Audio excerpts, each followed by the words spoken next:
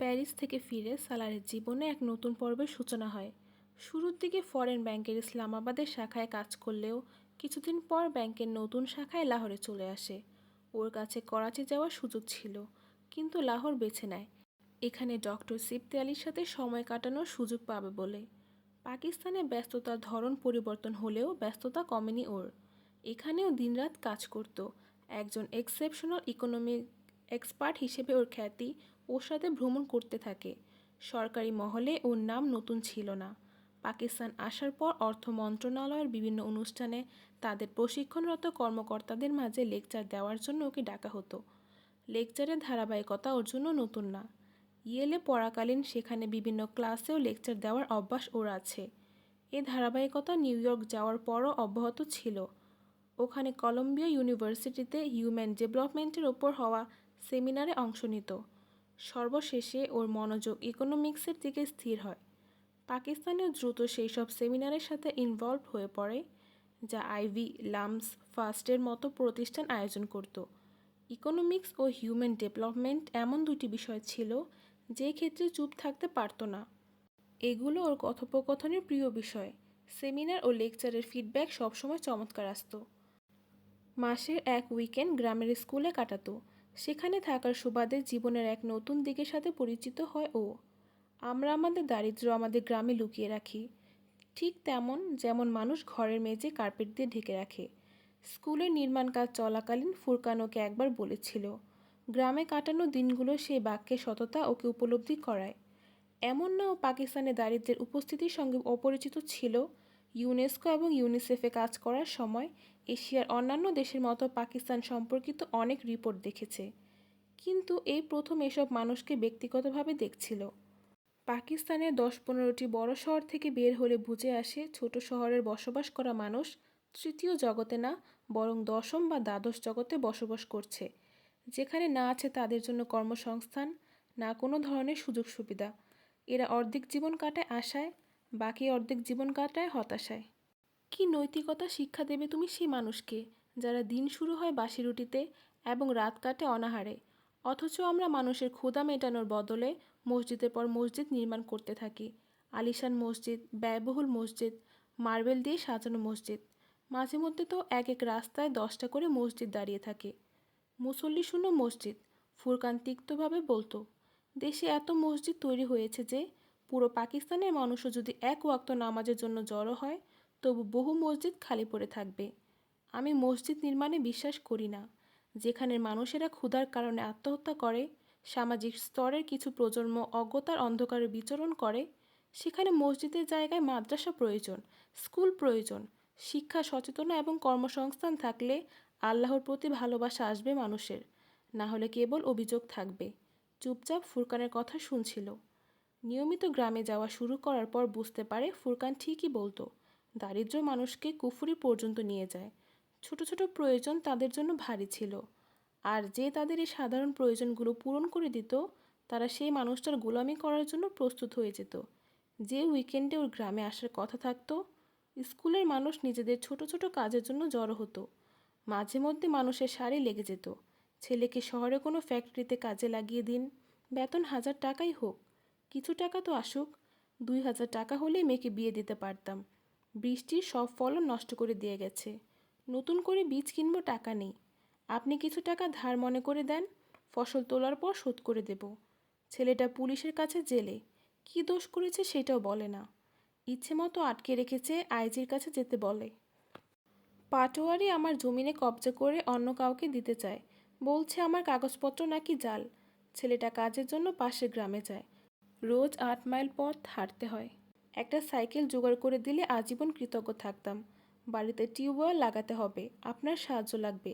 অবাক হয়ে এসব অনুরোধ শুনতো। এমন ছোটোখাটো কাজও তাদের জন্য পাহাড় হয়ে দাঁড়িয়েছিল, এমন পাহাড় যা পার করতে গিয়ে তারা জীবনের অগণিত সময় নষ্ট করে দিচ্ছে, ভাবতো ও। প্রতি মাসের এক উইকেন্ডে যখন গ্রামে আসতো, তখন নিজের সঙ্গে অতিরিক্ত 10-15 হাজার টাকা নিয়ে আসতো ও। টাকাগুলো ছোট ছোট অংশে ভাগ হয়ে গ্রামের মানুষের চোখে বড়, কিন্তু বাস্তবে অনেক ছোটোখাটো চাহিদা পূরণ করত, তাদের জীবনে কিছুটা স্বাচ্ছন্দ্য আনত। ওর লেখা কিছু সুপারিশপত্র আর ফোন কল সে মানুষের কাঁধের বোঝা এবং পায়ের অদৃশ্য শিকল থেকে কিভাবে মুক্তি দিত তার সঠিক উপলব্ধি হয়তো ওর নিজেরও ছিল না। লাহোরে থাকাকালীন সালাহ নিয়মিত ডক্টর সিফতে আলীর কাছে যাওয়া আসা শুরু করে। তার কাছে প্রতি রাতে এশার নামাজের পর মানুষ জড়ো হয়। তিনি বিভিন্ন বিষয়ে কথা বলতেন, কখনো বিষয় নিজে বেছে নিতেন, কখনো বা উপস্থিত কেউ তার কাছে কোনো প্রশ্ন করলে প্রশ্নটি সেই রাতের বিষয় হয়ে উঠত। বেশিরভাগ বক্তাদের মতো তিনি শুধু নিজে বলতেন না বা তারটা শুনতে বাধ্য করতেন না, বরং কথার ফাঁকে ফাঁকে ছোট ছোট প্রশ্ন করতেন, যার মাধ্যমে মানুষের সাহস বাড়তেন এবং তারা কিছু বললে তাদের মতামতের গুরুত্ব দিতেন। তাদের আপত্তি বেশ ধৈর্য ও সহনশীলতার সাথে শুনতেন। সবার মধ্যে শুধু সালার সিকান্দার ছিল যে কখনো কোনো প্রশ্ন করতো না বা কোনো প্রশ্নের উত্তর দেওয়ার চেষ্টা করতো না, না কখনো আপত্তিকারীদের মধ্যে সামিল হতো, না কোনো মতামতকারীদের কাতারে পড়তো। ও ফুরকানের সঙ্গে আসতো, ফুরকান না এলে একা চলে আসতো, রুমের শেষ কোণায় গিয়ে নির্দিষ্ট জায়গায় বসতো, নীরবে মনোযোগ দিয়ে ডক্টর সাহেব এবং সেখানে উপস্থিত সবার কথা শুনত। মাঝে মধ্যে ডানে বামে এসে বসা মানুষদের জিজ্ঞেসের এক বাক্যে উত্তর পেশ করত। আমি সালার সিকান্দার, ব্যাংকে চাকরি করি। যতদিন আমেরিকায় ছিল প্রতি সপ্তাহে একবার সেখান থেকে ডক্টর সিফতে আলীকে ফোন করত। ফোনে কথাবার্তা খুবই সংক্ষিপ্ত এবং একই রকম হতো। ও কল করত, সিফতে আলী রিসিভ করতেন এবং একটাই প্রশ্ন করতেন। সেই প্রশ্নেও প্রথমবার তখন আশ্চর্য হয়েছিল যখন পাকিস্তান থেকে কিছুদিন আগে আমেরিকায় গিয়েছিল। ডক্টর সাহেব ওর ফিরে আসার কথা জিজ্ঞেস করেছিলেন। ও অবাক হয়েছিল। শীঘ্রই না, ও অবদ্ধ ভঙ্গিতে বলেছিল। পরের প্রশ্নটি ওকে অবাক করতো না, কারণ অজ্ঞতাভাবে ও জেনে গিয়েছিল তিনি কি জিজ্ঞেস করবেন। শেষবার এই প্রশ্নটি তিনি ওকে তখন করেছিলেন যখন ইমামার খোঁজে রেড লাইট এরিয়াতে গিয়েছিল ও। প্যারিস ফেরার এক সপ্তাহ পর যথারীতি তাকে কল করেছিলেন। স্বাভাবিক আলাপচারিতার পর আবার সেই প্রশ্নে এসেই থেমেছিলেন, পাকিস্তান কবে ফিরছেন? অনিচ্ছা সত্ত্বেও সালারের মন ভরে উঠল। নিজেকে কম্পোজ করতে কিছুটা সময় লাগে। আগামী মাসে এসে পড়ব, রিজাইন করছি, ফিরে এসে পাকিস্তানে কাজ করব। ঠিক আছে, আপনার সঙ্গে আগামী মাসে দেখা হচ্ছে, দোয়া করবেন। সালার সর্বশেষে বলতো, করব আর কিছু? আর কিছু না, আল্লাহ হাফেজ, ও বলেছিল। আল্লাহ হাফেজ তিনিও জবাবে বলেছিলেন। কথোপকথনের এই ধারাবাহিকতা পাকিস্তান আসা অবধি ছিল। যখন নিয়মিত কাছে আসা শুরু করলো তখন থেকেই ধারাবাহিকতা শেষ হয়ে যায়। লাহোর আসার পর থেকে সালার নিয়মিত ডক্টর সিফতে আলীর কাছে যাওয়া শুরু করে। তার কাছে এলে শান্তি খুঁজে পায় ও। শুধু তার আশেপাশে কাটানো মুহূর্তগুলো এমন হতো যখন ডিপ্রেশন থেকে সম্পূর্ণ মুক্ত থাকতো। মাঝে মধ্যে চুপচাপ বসে থাকতে থাকতে ওর ইচ্ছে করতো তাকে সব বলে দিতে, যা এত বছর ধরে বিশ্বের মতো নিজের মাঝে বয়ে বেড়াচ্ছে। অনুশোচনা, অপরাধবোধ, অস্থিরতা, অসহায়ত্ব, দুশ্চিন্তা, লজ্জা, সব কিছু। কিন্তু ভয় পেত এরপর তিনি ওকে কোন নজরে দেখবেন। সাহস মরে যেত। ডক্টর সিফতে আলী ভ্রম দূর করায় পারদর্শী ছিলেন। ও তার কাছে এসে চুপ করে বসে থাকত, শুধু শুনতো, শুধু বুঝতো, সিদ্ধান্ত খুঁজত। কোনো আবছায়া ছিল যা সরে যেত, এমন অনেক কিছুই ছিল যা দেখতে শুরু করে। যে প্রশ্নগুলো বহু বছর ধরে মাথায় বোঝার মতো নিয়ে ঘুরছিল, তার কাছে সেসবের উত্তর পায়। ইসলাম বুঝতে শিখলে আপনি জানতে পারবেন এর পরিধি কত বিশাল। এটা সংকীর্ণ দৃষ্টি ও সংকীর্ণ হৃদয়ের ধর্ম না। এই দুটি বিষয় কোনো অবকাশ নেই ইসলামে। এটা আমি থেকে শুরু হয়ে আমরা হয়, ব্যক্তি থেকে সম্প্রদায় পর্যন্ত পৌঁছায়। ইসলাম আপনাকে বলে না যে 24 ঘন্টা মাথায় টুপি, হাতে তসবিহ, সবখানে জায়নামাজ বিছিয়ে রাখুন বা সব কথায় প্রমাণ টানুন। ইসলাম আপনার কাছে কাগজ কলমের প্রমাণ চায় না, আপনার জীবন থেকে প্রমাণ চায়। আপনার কাছে ন্যায়পরায়ণতা ও তাকওয়া দাবি করে, সততা ও নিষ্ঠা চায়, আন্তরিকতা ও অধ্যবসায় চায়। একজন ভালো মুসলমান হওয়ার প্রত্যাশা রাখে। একজন ভালো মুসলমান তার কথা দিয়ে নয়, নিজের চরিত্র দিয়ে অন্যদেরকে প্রভাবিত করে। তার কথাগুলো ছোট একটা রেকর্ডারে রেকর্ড করে এনে বাসায় ফিরেও শুনত। একজন পরামর্শদাতা খুঁজছিল এতদিন ও। ডক্টর সিফতে আলী রূপে নিজের সেই পরামর্শদাতা খুঁজে পেয়েছে। সালার, আসো, এখন তো আসতে পারো, আর কত অনুরোধ করব? আনিতা রাগ দেখিয়ে সালারের হাত ধরে টেনে বলল। আম্মারের বিয়ের অংশ নিতে সালার ইসলামাবাদে এসেছে 3 দিনের ছুটিতে। যদিও পরিবারের জোর ছিল এক সপ্তাহের, বিয়ের আনুষ্ঠানিকতা বেশ কয়েকদিন আগে থেকেই শুরু হয়ে গেছে। এইসব অনুষ্ঠানের ধরন আর আয়োজন ওর পরিচিত, তাই সবার পীড়াপিড়ি সত্ত্বেও 3 দিনের বেশি ছুটি নেয়নি। এখন আম্মারের মেহেদির ফাংশন চলছে, যেখানে ওদের বাড়ি ও আম্মারের শ্বশুরবাড়ির পরিবার উপস্থিত ছিল। আম্মার আর আসরা দুই পক্ষের আত্মীয়স্বজন ও বন্ধুবান্ধব বিভিন্ন ফিল্ম ও পপ গানে ডান্স করছে। এক পাশে এ ধরনের অভদ্রতা, অন্যদিকে স্লিভলেস শার্টস, খোলা গলা শরীরের সাথে কোমরে থাকা পোশাক, নেটের ব্লাউজের সঙ্গে সিল্ক ও শিফনের শাড়ির ছড়াছড়ি। ওর পরিবারের মহিলারাও অন্য সব মহিলাদের মতো এই ধরনের পোশাকে ছিল। মিক্স গ্যাদারিং চলছে, তাই অনুষ্ঠান শুরু হতেই সালার হট্টগোল থেকে দূরে এমন মানুষের সঙ্গে গিয়ে বসে যারা কর্পোরেট বা ব্যাংকিং সেক্টরের সাথে সম্পৃক্ত এবং বাবা ভাইয়ের পরিচিত। কিন্তু মেহেদির আয়োজন শুরু হতেই আনিতা ওকে টেনে স্টেজে নিয়ে আসে। আসরা ও আম্মার স্টেজে বসে কথা বলছে। এই প্রথম আসরার সঙ্গে সালারের দেখা। আম্মার ওকে আসরার সঙ্গে পরিচয় করিয়ে দেয়। নিজের পাট চুকিয়ে ওখান থেকে সরে আসার চেষ্টা করলে বড় ভাই কামরান আর মা তায়েবা ওকে জোর করে সেখানে আটকায়। তোমার ভাইয়ের মেহেদি চলছে আর তুমি কোনায় গিয়ে বসে আছো? তায়েবা ধমক দিলেন। তোমার এখানে থাকা দরকার। মায়ের কথায় কামরান আর তার স্ত্রীর সঙ্গে সেখানে দাঁড়িয়ে থাকে ও। একজন কাজিন ওর গলায় দোপাট্টা পেঁচানোর চেষ্টা করে, যা অন্য সবাই গলায় পেঁচিয়ে রেখেছে। কাজিনের হাত সরিয়ে কিছুটা বিরক্ত হয়ে সতর্ক করল ও। পরের কয়েক মিনিট সেখানে নাচ শুরু হয়ে যায়। আম্মার সহ সকল ভাই বোন কাজিনরা মিলে নাচছিল। আনিতা ওকে টানতে শুরু করে। না আনিতা, পারবো না, আমি পারি না। হাত ছাড়ানোর চেষ্টা করে মাফ চাইল, কিন্তু ওর মাফ কবুল করার পরিবর্তে আনিতা আর আম্মার ওকে টেনে যারা নাচছিল তাদের মাঝে নিয়ে আসে। কামরান আর মুইজের বিয়েতে সবার মতো ও নিজেও নেচেছিল, কিন্তু আম্মারের মেহেদির আগে গত 7 বছরের ও এত লম্বা মানসিক সফর অতিক্রম করে এসেছে যে সেই ভিড়ের মাঝে শুধু দাঁড়িয়ে থাকা দুষ্কর ছিল ওর জন্য। মেকি হাসি নিয়ে কিছুক্ষণ সেই ভিড়ের মাঝে দাঁড়িয়ে থেকে আনিতার কানে কানে গিয়ে বলল, আনিতা, আমি ডান্স ভুলে গেছি। অনেক বড় উপকার হবে যদি আমাকে যেতে দাও। তুমি শুরু করো, মনে পড়ে যাবে। আনিতা ওর কাঁধে হাত রেখে বলল। এখন আসরাও সেই ভিড়ে যোগ দিয়েছে। আমি পারবো না, তোমরা করো। আমি এনজয় করেছি, এখন যাই। হাসি মুখে সরার চেষ্টা করে। আসরার আগমন ওর চেষ্টা সফল হতে দিয়েছে। উত্থান প্রতিটি জাতি ও সম্প্রদায়ের স্বপ্ন। সেই জাতির ওপর ইলহামি কিতাব নাজিল হয়েছে। তারা তো উত্থানকে নিজের অধিকার বলে মনে করে, কিন্তু কখনো কোনো জাতির উত্থান শুধু এর জন্য হয়নি যে তাদের কাছে কিতাব এবং নবী এসেছিল। যতক্ষণ না সেই জাতি আমল ও আখলাক নিয়ে উত্থানের জন্য নিজেদেরকে যোগ্য প্রমাণ করতে পেরেছে, ততক্ষণ অবধি তারা কোনো অবস্থান, সম্মান, ফজিলতের অধিকারী হয়নি। মুসলমান জাতি এবং উম্মতের সাথে এমনটা ঘটেছিল এবং ঘটছে। এদের সমস্যা হলো তাদের উচ্চবিদ্যার বিলাসিতা ও স্বার্থপরতার মত্ত। এই দুইটি বিষয় মহামারীর মতো, একটা থেকে আরেকটা, আরেকটা থেকে আরেকটা, এভাবে ধারাবাহিকতাভাবে চলতেই থাকে। সেখানে নাচতে থাকা নারী পুরুষের ভিড়ের দিকে তাকিয়ে ওই ডক্টর সিফতে আলীর কথা মনে পড়ল। মুমিন নিজেকে কখনো প্রশ্রয় দেয় না। যখন সে প্রজা থাকে তখনও না, যখন সে রাজা হয় তখনও না। তাদের জীবন পশুদের জীবনের মতো না। খাওয়া দাওয়া, নিজের বংশ এগিয়ে নেওয়া এবং শেষ হয়ে যাওয়া, এটা পশুর জীবন ধারণের উপায় হতে পারে, তবে কোনো মুসলমানের না। সালারের ঠোঁটের কোণে হাসি। এখানে আজ একদল প্রাণী এবং পৃথিবীর পোকামাকড়ের ভিড় দেখছে। স্বস্তি পাচ্ছে এই ভেবে যে ও অনেক আগে এইসব থেকে বেরিয়ে এসেছে। সবাইকে খুশি আর তৃপ্ত দেখাচ্ছে। অট্টহাসি, চমকানো চোখ মুখ। ওর সামনে তায়েবা আম্মারের শ্বশুরের সঙ্গে নাচছে, আনিতা বড় ভাই কামরানের সঙ্গে। সালার আঙুল দিয়ে কপালের ডান পাশের অংশ ঘষে। হয়তো লাউড মিউজিক অথবা মানসিক অবস্থার কারণে ব্যথার সামান্য ঢেউ সৃষ্টি হয়েছে মাথায়। চশমা খুলে বাঁ হাত দিয়ে দুই চোখ ডলল, আবার চশমা চোখে রেখে বেরিয়ে যাওয়ার রাস্তা খুঁজতে থাকে। কিছুক্ষণ খোঁজাখুঁজির পর নিজের জায়গা থেকে বেরিয়ে আসতে সক্ষম হয়। কোথায় যাচ্ছ? যাওয়ার আগে লাউড মিউজিকের মাঝে তাইবার ওর হাত ধরে জিজ্ঞেস করলেন। নাচতে নাচতে ক্লান্ত হয়ে ওর পাশে এসে দাঁড়িয়েছিলেন। তার শ্বাস দ্রুত উঠানামা করছে। মাম্মি, আমি এখনই আসছি নামাজ পড়ে। আজ থাকুক।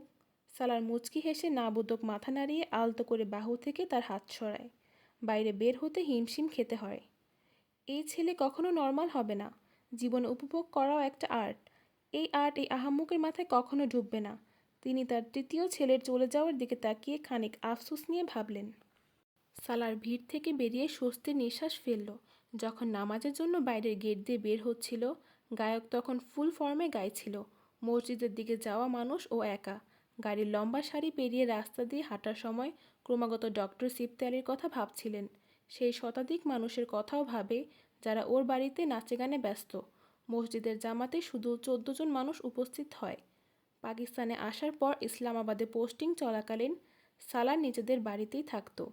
লাহোর আসার পর পশ এলাকায় বড় কোনো বাড়ি কেনার পরিবর্তে ফুরকানের বিল্ডিংয়ে ফ্ল্যাট ভাড়া নেওয়াকে বেশি ভালো মনে করে। ফুরকানের পাশের ফ্ল্যাট নেওয়ার প্রথম কারণ ছিল নিজের অনুপস্থিতিতে যেন বাসা নিয়ে ওর চিন্তা করতে না হয়, আর দ্বিতীয় কারণ ফ্ল্যাটের পরিবর্তে বাড়ি কিনলে 2-4 জন কাজের লোক সব সময়ের জন্য রাখতে হবে, কিন্তু বাসায় কাটানোর মতো সময় ওর কাছে খুব কম থাকে। ফুরকানের সাথে চলাফেরার কারণে ধীরে ধীরে লাহোরে ওর সোশ্যাল সার্কেল বিস্তৃত হয়। ফুরকান বেশ সোশ্যাল মানুষ, পরিচয়ের পরিধি তাই অনেক লম্বা চওড়া। সালারের মুড আর টেম্পারমেন্ট সম্পর্কে জানা সত্ত্বেও সময় অসময় নিজের সঙ্গে ওকে বিভিন্ন জায়গায় নিয়ে যেত। সেদিন রাতে ফুরকানের সঙ্গে তার এক ডক্টর বন্ধুর পার্টি ও গজলের মাহফিলে যোগ দেয় ও। ফার্ম হাউসে ছিল এই পার্টি। ফুরকান ওকে মানিয়ে নেয়। গজলের মাহফিল শুনে না করতে পারেনি। ওখানে শহরের এলিট ক্লাসের ভিড় জমেছিল। তাদের অধিকাংশর পরিচিত। নিজের পরিচিত কয়েকজনের সঙ্গে কথা বলতে থাকে। ডিনার চলছে। কথাবার্তার ফাঁকে ফুরকানের খোঁজে চোখ এদিক ওদিক করল ও, কিন্তু দেখতে তাকে না পেয়ে খাওয়ায় মনোযোগ দেয়। খাওয়া শেষে কয়েকজনের সঙ্গে দাঁড়ানো ফুরকানকে দেখে সেদিকে এগিয়ে যায়। আসো সালার, তোমাকে পরিচয় করিয়ে দেই। ফুরকান ওকে কাছে আসতে দেখে বলল, ইনি ডক্টর রেজা, গঙ্গারাম হসপিটালে কাজ করেন, একজন চাইল্ড স্পেশালিস্ট। সালার তার সঙ্গে হাত মেলায়। ইনি ডক্টর জালাল আনসার। এর সঙ্গে পরিচয় করিয়ে দেওয়ার দরকার ছিল না। ফুরকান এরপর কি বলেছে কানে যাচ্ছিল না ওর। জালাল আনসারের দিকে হাত বাড়ায়। দুজনের মাঝে ফর্মাল হ্যান্ডশেক হয়। জালালও নিশ্চয় ওকে চিনতে পেরেছে। সেখানে একটা সুন্দর সন্ধ্যা কাটানোর জন্য এসেছিল ও, কিন্তু সেই মুহূর্তে টের পায় এটা একটা ভয়ঙ্কর রাত হতে চলেছে। স্মৃতির এক তুমুল বন্যা, যা আবার সমস্ত বাঁধ ভেঙে দিয়ে ধেয়ে এসেছে। উপস্থিত সবাই সেদিকে যাচ্ছে যেখানে বসার ব্যবস্থা করা হয়েছিল। ফুরকান ওর পাশাপাশি হাঁটছে। জালাল অন্য সব ডক্টরের সঙ্গে কিছুটা সামনে। পাংশুটি মুখ নিয়ে জালালকে পেছন থেকে ডেকছিল ও। দস্ত তনহাই মে আয়ে জানে যাহা লারাস হ্যায়, তেরে আওয়াজ কে সায়ে তেরে হোঠো কে শরাব। অর্থাৎ আমার নির্জনতার প্রান্তরে প্রিয় ভালোবাসা, কম্পন তোমার কণ্ঠের ছায়ায়, তোমার ঠোঁটের মরীচিকা। ইকবাল বানু গাওয়া শুরু করেছেন। দস্তে তনহাই মে दूर की खास ও খাক তলে খিল রহি হ্যায় তেরে পেহলু কি সমন और গুলাব। আমার নির্জনতার প্রান্তরে, দূরত্বের ধ্বংসস্তূপের নিচে, তোমার সান্নিধ্যে ফোটে ঝুঁই আর গোলাপ। আশেপাশে মানুষ বিমুগ্ধ হয়ে মাথা দোলাচ্ছে। সালার কয়েক টেবিল দূরে বসে সেই লোকটাকে দেখছিল যে তার আশেপাশে মানুষের সঙ্গে আড্ডায় ব্যস্ত। জীবনে কাউকে দেখে কখন ওর মাঝে হিংসে কাজ করেনি, কিন্তু সেদিন প্রথমবার করছিল। আধ ঘন্টা হওয়ার পর ফুরকানকে বলল, চলো। ফুরকান অবাক হয়ে জিজ্ঞেস করে, কোথায়? বাসায়। প্রোগ্রাম শুরু হলো মাত্র। তোমাকে বলেছিলাম আয়োজন গভীর রাত পর্যন্ত চলবে। হ্যাঁ, কিন্তু আমি যেতে চাই। কারো সঙ্গে পাঠিয়ে দাও আমাকে। তুমি পরে এসো। ফুরকান ওর চেহারায় মনোযোগ দিয়ে দেখল। চলে যেতে কেন চাইছো? একটা জরুরি কাজ মনে পড়ছে। ও হাসতে চেষ্টা করলো। ইকবাল বানুকে শোনার সময় অন্য কাজের কথা মনে পড়ে? ফুরকান কিছুটা অভিযোগের সুরে বলল, তুমি থাকো, আমি চলে যাচ্ছি। সালার কিছু বলার পরিবর্তে উঠে দাঁড়ায়। অদ্ভুত কথাবার্তা বলো। এখান থেকে কিভাবে যাবে? ফার্ম হাউস কত ভেতরে? আচ্ছা, এত জরুরি হলে চলো। ফুরকানও উঠে দাঁড়ায়। মেজবানের কাছ থেকে অনুমতি নিয়ে ওরা ফুরকানের গাড়িতে এসে বসল। এখন বলো, হঠাৎ কি হলো? গাড়ি বের করতে করতে জিজ্ঞেস করে ফুরকান। আমার ওখানে থাকতে ইচ্ছে করছিল না। কেন? সালার উত্তর দেয় না, বাইরের দিকে তাকিয়েছিল। ওখান থেকে চলে আসার কারণ জালাল? সালার ঘাড় ঘুরিয়ে ফুরকানকে দেখে। ফুরকান দীর্ঘশ্বাস ফেলে। তার মানে আমার অনুমান ঠিক? তুমি জালাল আনসারের কারণে ফাংশন ছেড়ে পালিয়েছ। তুমি কিভাবে বুঝলে? সালার পরাজয় স্বীকার করে বলল, তোমরা দুইজন খুব অদ্ভুতভাবে পরিচিত হয়েছ। জালাল নিজের স্বভাবের বিপরীতে গেল, তোমার প্রতি কোনো গুরুত্ব দেখালো না। যেখানে তোমার মতো নামকরা ব্যাংকারের ওপর ঝাঁপিয়ে পড়ার কথা ওর, জালালের উপর মানুষের সঙ্গে সম্পর্ক গড়ে তোলার কোনো সুযোগ হাতছাড়া করে না। তাছাড়া তুমিও ক্রমাগত ওকে দেখছিলে। ফুরকান সহজ গলায় বলে, তুমি জালালকে চেনো? সালার ঘাড় সোজা করে আবার বাইরে তাকায়। ইমামা একে বিয়ে করতে চেয়েছিল। অনেকক্ষণ পর মধ্যম আওয়াজে বলে। ফুরকান কিছু বলে না। ভাবতে পারেনি জালাল আর সালারের পরিচয় এমন কিছু হতে পারে। তাহলে হয়তো এমন প্রশ্ন করতো না। গাড়িতে অনেকক্ষণ নীরবতা বিরাজ করে। এরপর ফুরকান সে নীরবতা ভাঙল। ইমামা জালালের মতো মানুষকে বিয়ে করতে চেয়েছিল জেনে হতাশ হলাম। এই তো ভীষণ সুবিধাবাদী লোক। আমরা কসাই বলি। এর একমাত্র ধ্যানজ্ঞান হলো টাকা। রোগী কিভাবে এনে দেবে, কোথায় থেকে আনবে, সেদিকে তাকানোর সময় নেই। আগামী 8 বছরে এত গতিতে টাকা কামিয়েছে, লাহোরের সবচেয়ে ধনী ডাক্তার হয়ে যাবে। দেখো তুমি। ফুরকান জালালের কাছে নথিপত্র বলছিল। সালার চুপ করে শুনে। যখন কথা শেষ হয় তখন বলল, এটাকে ভাগ্য বলে। তোমার হিংসে হচ্ছে ওর প্রতি? ফুরকান কিছুটা আশ্চর্য হয়ে বলল, না, হিংসে করা আমার কাজ না। সালার অদ্ভুত ভঙ্গিতে হাসে। এসব যা তুমি আমাকে বলছো সেগুলো আমি অনেক বছর আগে থেকেই জানি। যখন ইমামার ব্যাপারে তার সঙ্গে দেখা করতে এসেছিলাম, এ কেমন ডক্টর হবে আমার আন্দাজ ছিল। কিন্তু আজ ফাংশনে একে দেখে আমার মাঝে হিংসে জাগে। কিছু নেই এর মাঝে। সাধারণ চেহারা, বংশ নামকরা না। এর মতো হাজার হাজার ডক্টর আছে, লোভী আর বস্তুবাদী। কিন্তু ভাগ্য দেখো, ইমামা হাসিমের মতো মেয়ে এর প্রেমে পড়েছিল, পেছনে ছুটেছিল। তুমি আমি একে কষাই বলি, আরও কিছু বলতে পারি, কিন্তু আমাদের কথায় এর ভাগ্য বদলাবে না। না এর, না আমার। কথা অসমাপ্ত রেখে দেয়। ফুরকান ওর চেহারা মলিন হয়ে যেতে দেখে। কোনো না কোনো গুণ নিশ্চয়ই আছে, নাহলে ইমামা হাসিম শুধু এর প্রেমেই পড়ল, অন্য কারো না, শুধু এর। ও নিজের চোখ ঘষে। যদি জানতাম এখানে জালালের সঙ্গে তোমার দেখা হয়ে যাবে, তাহলে নিয়ে আসতাম না। ফুরকান গাড়ি ড্রাইভ করতে করতে বলল, আমি নিজেও যদি জানতাম এখানে আমাকে এর মুখোমুখি হতে হবে, কোনো মূল্যে আসতাম না। সালার উইন্ডস্ক্রিন দিয়ে বাইরে রাস্তার দিকে তাকিয়ে মনে মনে ভাবে। আরও কিছুটা যাত্রা নীরবতায় কাটে। তারপর আবার ফুরকান বলল, তুমি কখনো ওকে খোঁজার চেষ্টা করনি? ইমামাকে? এটা সম্ভব না। কেন? কিভাবে খুঁজবো? কয়েক বছর আগে একবার চেষ্টা করেছি, লাভ হয়নি। আর এখন আরও কঠিন। তুমি নিউজ পেপারে সাহায্য নিতে পারো। নিখোঁজ বিজ্ঞপ্তি দেওয়া? সালার কিছুটা আফসোসের সুরে বলল, ওকে পাবো কি না তা জানি না, কিন্তু ওর পরিবার নিশ্চিত আমার পর্যন্ত পৌঁছে যাবে। সন্দেহ তাদের আমার উপর আগে থেকেই। আর ধরো আমি এমনটা করলাম, কিন্তু নিউজ পেপারে কী ছাপাবো, কী লেখাবো? তাহলে ওকে ভুলে যাও। ফুরকান শান্ত স্বরে বলল, কেউ শ্বাস নেওয়া ভুলতে পারে? সালার সঙ্গে সঙ্গে বলল, সালার, এখন অনেক বছর হয়ে গেছে। তুমি আর কত বছর এভাবে লা হাসিল ভালোবাসার পেছনে ছুটবে? জীবনকে আবার গোছানো উচিত তোমার। নিজের সারা জীবন তুমি এভাবে ইমামা হাসিমের জন্য নষ্ট করে ফেলতে পারো না। কিছু নষ্ট করছি না আমি। না জীবন, না সময়, না নিজেকে। ইমামা হাসিমকে মনে রাখার কারণ হচ্ছে আমি ওকে ভুলতে পারি না। এটা আমার নিয়ন্ত্রণে নেই। ওকে নিয়ে ভাবলে আমার অনেক কষ্ট হয়, কিন্তু আমি এই কষ্টে অভ্যস্ত হয়ে গেছি। ও আমার পুরো জীবনের উপর রাজত্ব করে। ও আমার জীবনে না এলে আজ আমি তোমার সঙ্গে এখানে পাকিস্তানে বসে থাকতাম না। সালার সিকান্দার অন্য কোথাও থাকতো, হয়তো থাকতোই না। আমার উপর ওর অনেক ঋণ, আর যেই মানুষের কাছে আমরা ঋণী থাকি তাকে ভুলে জীবন থেকে ফেলে দেওয়া যায় না। আমিও পারি না। সালার নির্বিকার ভঙ্গিতে বলল, ধরো কখনো যদি না পাও? ফুরকান ওর কথার উপরে বলল। মুহূর্তে গাড়িতে নীরবতা নেমে আসে। অনেকক্ষণ পর সালার বলল, আমার কাছে এই প্রশ্নের উত্তর নেই, অন্য কথা বলা যাক। খুব সহজেই প্রসঙ্গ বদলে ফেলল। কয়েক বছরের মধ্যে ফুরকানের মতো সালারও গ্রামের অনেক কাজ করে, তুলনামূলক আরও দ্রুত, কারণ ফুরকানের চেয়ে ওর পরিচিতি আর পরিধি বড় ছিল। কয়েক বছরের মধ্যে গ্রামের চেহারা বদলে যায়। বিশুদ্ধ পানি, বিদ্যুৎ, মেইন রোডের দিকে যাওয়া রাস্তার পাকা করা, প্রথম 2 বছরের পরিশ্রম।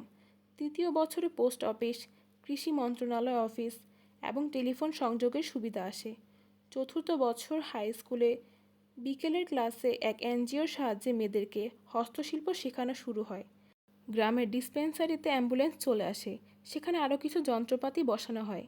ফুরকানের মতো স্কুলের পাশাপাশি এই ডিসপেন্সারি নিজের টাকায় শুরু করেছিল ও, তবে এর উন্নতিতে ফুরকান সাহায্য করেছে।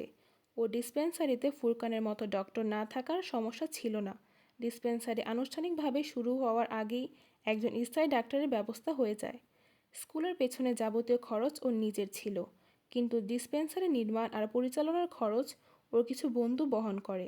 ইউনিসেফে কাজ করার সময় তৈরি কন্টাক্ট আর তার বন্ধুত্ব এখন কাজে লাগে, যা ব্যবহার করছিল ও। ইউনিসেফ আর ইউনেস্কোর বন্ধুরা পাকিস্তানে এলে তাদেরকে গ্রামে নিয়ে আসতো। এখন ভেকেশনাল ট্রেনিং সেন্টার তৈরির পরিকল্পনা ছিল। চতুর্থ বছর শুধু এইসব না, অন্য কিছু হয়েছিল।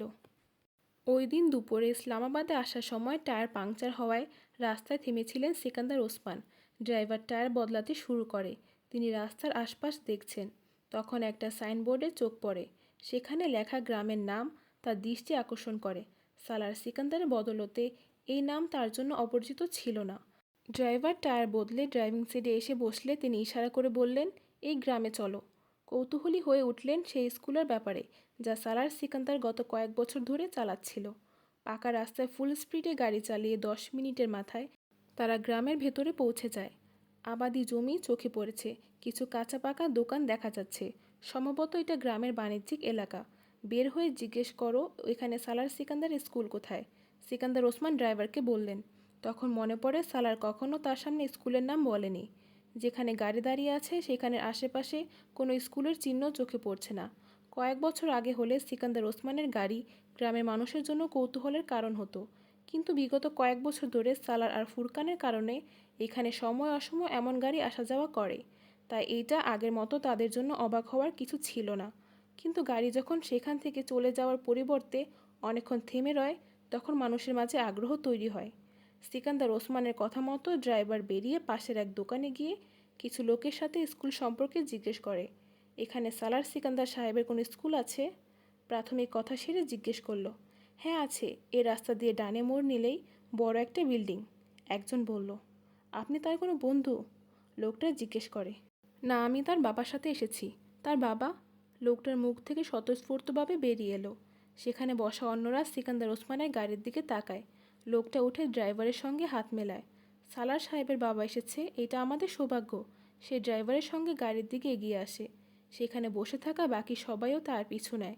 সিকান্দার ওসমান দূর থেকে তাদেরকে দল বেঁধে আসতে দেখে কিছুটা বিব্রত হন। ড্রাইভারের সঙ্গে আসা লোকটা খুব শ্রদ্ধার সাথে জানালা দিয়ে হাত বাড়ায়। সিকান্দার খানিক সংকোচ নিয়ে হাত এগিয়ে দিলে লোকটা বেশ জোশ নিয়ে হাত মেলায়।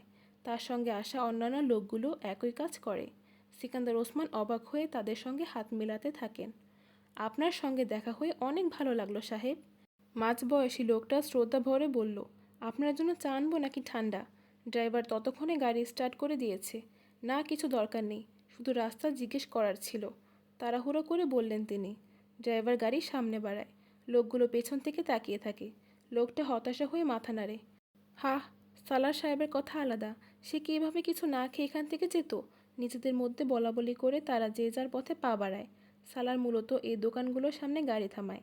সেখানে থাকা লোকজনের সঙ্গে দেখা করে তাদের দেওয়া ছোটোখাটো জিনিস খায়। এরপর ওখান থেকে পায়ে হেঁটে 10 মিনিটে স্কুল দেখতে যায়। তাই তারা হতাশ হয়েছে। সিকান্দার ওসমান গাড়ি থেকে নামেনি। তাদের কিছু খাওয়া পান তো দূরের কথা। গাড়ি মোড় ঘুরে। ড্রাইভারের সঙ্গে কিছু বলতে বলতে সিকান্দার ওসমান থেমে যান।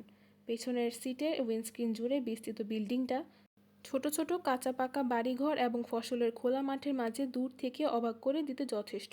সিকান্দার ওসমানের অনুমান ছিল না তার ছেলে এখানে এত বড় স্কুল চালাচ্ছে, কিন্তু তাকে অবাক সে বিশাল বিস্তৃত বিল্ডিং করেনি, বরং স্কুলের দিকে যাওয়ার রাস্তার সেই সাইনবোর্ড করেছে, যেখানে তীরের একটা সংকেতের সঙ্গে মোটা অক্ষরে উর্দুতে লেখা ছিল সিকান্দার ওসমান হাই স্কুল।